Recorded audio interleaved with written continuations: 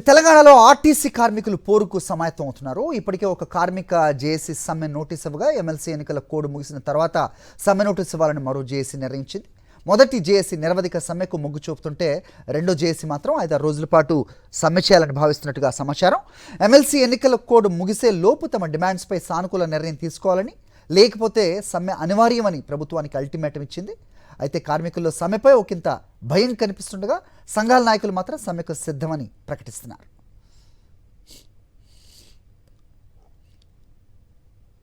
ఇటీవల ఆర్టీసీ పెద్ద సంఖ్యలో ఎలక్ట్రిక్ బస్సులను రాష్ట్ర ప్రభుత్వం ప్రవేశపెడుతోంది. అవన్నీ కూడా గ్రాస్ కాస్ట్ కాంట్రాక్ట్ పద్ధతిలో ప్రైవేట్ సంస్థ నుంచి అద్దెకు తీసుకుంటోంది. ఆ బస్సుల నిర్వహణ కోసం కొన్ని డిపోలను సదరు సంస్థకు అప్పగించేందుకు ఏర్పాట్లు చేయడంతో ఉద్యోగులు తీవ్ర ఆగ్రహం వ్యక్తం చేస్తున్నారు. ఇది ఆర్టీసీలో ప్రైవేటీకరణకు మార్గం సుగమం చేయటమేనని మండిపడుతున్నారు. దీంతో అధికారులు వెనక్కి తగ్గి డిపోల్లో ఎలక్ట్రిక్ బస్సులతో పాటు సాధారణ సొంత బస్సులు కూడా కొనసాగుతాయని స్పష్టత ఇచ్చారు. అయినా ఉద్యోగుల్లో అనుమానాలు తొలగిపోలేదు. ఈ అంశంతో పాటు చాలా కాలంగా పెండింగ్లో ఉన్న ఇతర సమస్యలను తెరపైకి తెచ్చి కార్మిక సంఘాలు ఈ సమ్మెకు సై అంటున్నాయి.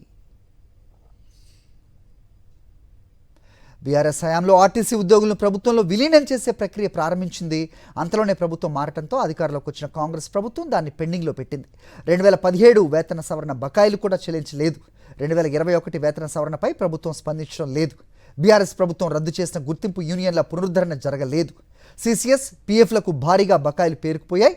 వీటి సాధనే లక్ష్యంగా కార్మికులు సమ్మెకు సిద్ధమయ్యారు.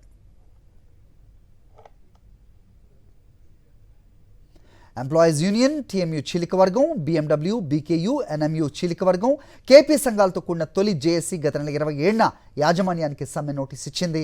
ఫిబ్రవరి 3న ఆ యూనియన్ల ప్రతినిధులను కార్మిక శాఖ చర్చలకు పిలిచి తర్వాత ఎన్నికల కోడ్ కారణం చూపి సమావేశాన్ని రద్దు చేసింది.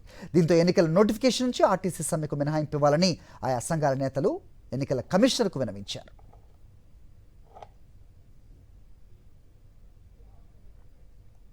టీఎంయూ, ఎన్ఎంయూ వర్గాలు, బీఎంఎస్, ఎస్టీఎంఏలతో కూడిన మరో జేఏసీ సమావేశం ఎన్నికల కోడ్ ముగిసే వరకు ప్రభుత్వానికి గడువు ఇస్తున్నట్టు ప్రకటించింది.